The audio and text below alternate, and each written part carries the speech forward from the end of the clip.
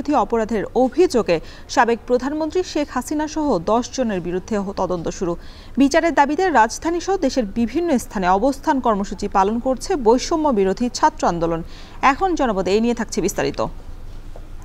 বৈষম্য বিরোধী ছাত্র আন্দোলন চলাকালীন হত্যাসহ মানবতা বিরোধী অপরাধের অভিযোগে সাবেক প্রধানমন্ত্রী শেখ হাসিনা সহ 10 জনের বিরুদ্ধে তদন্ত শুরু করেছে আন্তর্জাতিক অপরাধ ট্রাইব্যুনালের তদন্ত বিভাগ।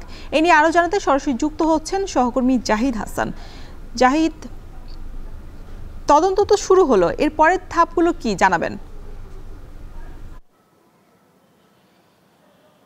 কোটা আন্দোলনের সময় গত 15 জুলাই থেকে 5 আগস্ট পর্যন্ত সারা দেশে যে সহিংসতা হয়েছে এবং এই আন্দোলনকে কেন্দ্র করে যে হত্যাকাণ্ড হয়েছে, বিশেষ করে শিক্ষার্থী সহ নানান শ্রেণী পেশার মানুষ এই আন্দোলনে নিহত হয়েছেন, সেই বিষয়গুলোকে সামনে রেখেই একটি তদন্ত করার জন্য আন্তর্জাতিক অপরাধ ট্রাইব্যুনাল, যেটি গঠিত হয়েছিল 2010 সালে 71-এর মানবতা বিরোধী অপরাধের যারা জড়িত তাদের বিচার করার জন্য, সেই ট্রাইব্যুনালের তদন্ত সংস্থা গতকালকে একটি আবেদন করেছেন একজন আইনজীবী। সেই আবেদনের প্রেক্ষিতে আজকে এটি আমলে নিয়ে এটি তদন্ত করার জন্য একজন তদন্ত কর্মকর্তা আতাউর রহমানকে নিযুক্ত করা হয়েছে। তিনি জানিয়েছেন যে সারা দেশে যেহেতু সহিংসতা হয়েছে, সারা দেশেই সংঘর্ষ হয়েছে, নিহতর ঘটনা ঘটেছে, তাণ্ডব হয়েছে, এই জন্য এই বিষয়টি অনেক জটিল এবং একটি লম্বা সময়ের দরকার। এবং তারা যদিও যেটি আইনজীবী জানিয়েছেন যে তারা দফায় দফায় এটি জানাবেন গণমাধ্যমকে যে তাদের তদন্ত কতদূর কখন কতদূর এগিয়েছে, এই বিষয়গুলো তারা জানাবেন, এটি বলছেন আইনজীবী। এবং একই সঙ্গে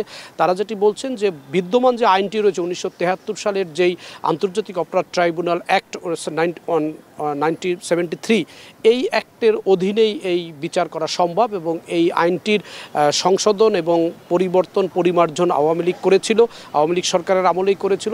সাবেক প্রধানমন্ত্রী শেখ হাসিনার সরকারে এই আইনটি সংশোধন করে জামাতের বেশ কিছু নেতা এবং বিএনপির নেতা সাকা চৌধুরী সহ বেশ কয়েকজন নেতার এই আইনে এবং এই ট্রাইব্যুনালে তাদের বিচার হয় এবং অনেকে মৃত্যুদণ্ড কার্যকর হয়, অনেকে এখনও মৃত্যুদণ্ডের আদেশ নিয়ে কারাগারে আছেন। সেই ট্রাইব্যুনালেই মূলত সাবেক প্রধানমন্ত্রী শেখ হাসিনা এবং তার মন্ত্রী পরিষদের প্রায় 10 জন মন্ত্রীর বিরুদ্ধে প্রাথমিক পর্যায়ে অভিযোগ আনা হয়েছে। সেই অভিযোগ তদন্ত হবে, তদন্ত শেষে ট্রাইব্যুনালে প্রতিবেদন দেওয়া হবে, প্রতিবেদন আমলে নিয়ে সেখানে 3 সদস্যের একটি ট্রাইব্যুনাল গঠন করা হবে এবং সেই 3 সদস্যের বিচারপতিরা এই বিচার কাজ এগিয়ে নেবেন। সেখানে 2 পক্ষের আইনজীবীরাই থাকবেন।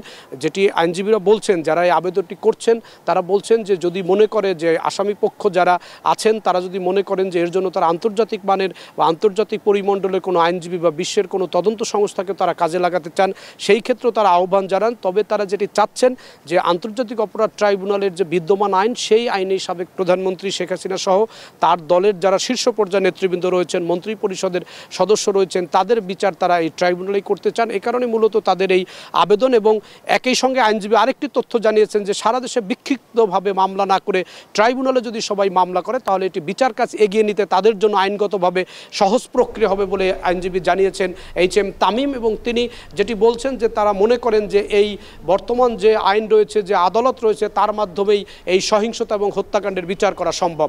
রওশন।